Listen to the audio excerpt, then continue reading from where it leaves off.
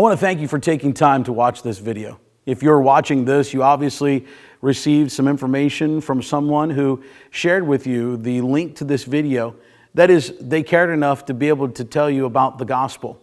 In the Bible, the gospel is the good news.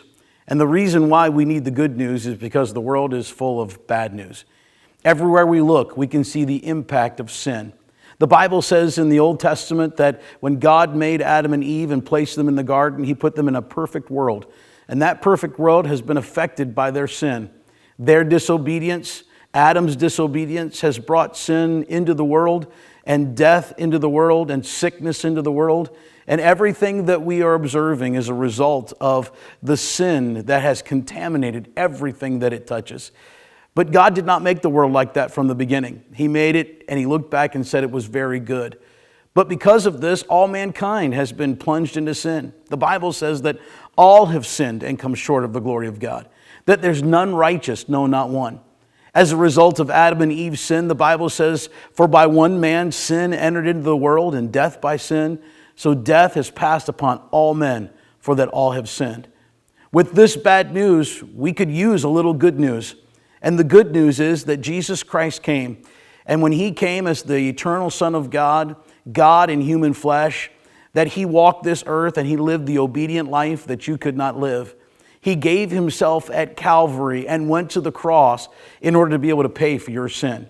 He did not die there as a martyr. He did not die there for a set of principles or to give us the golden rule. But rather, when Jesus died there at Calvary, He died as a substitution. And the Bible says that the way we receive the gift of salvation is through faith. The Bible says, for by grace are you saved through faith, and that not of yourselves, it is the gift of God, not of works, lest any man should boast. Religion will tell you to do this and to do that. But Christianity, Jesus says, just trust that it's been done. It's been done for you.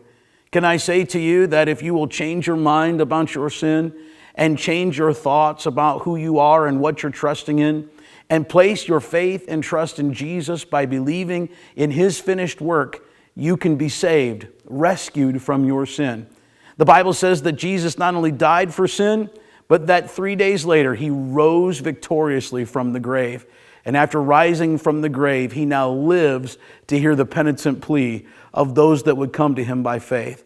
If you'd like to know more, we would love to spend some time with you. Or if you would like to come to Christ, may I say to you, it's just as simple as admitting that you are a sinner, believing in the finished work of Jesus at Calvary, and confessing to Him your faith and belief.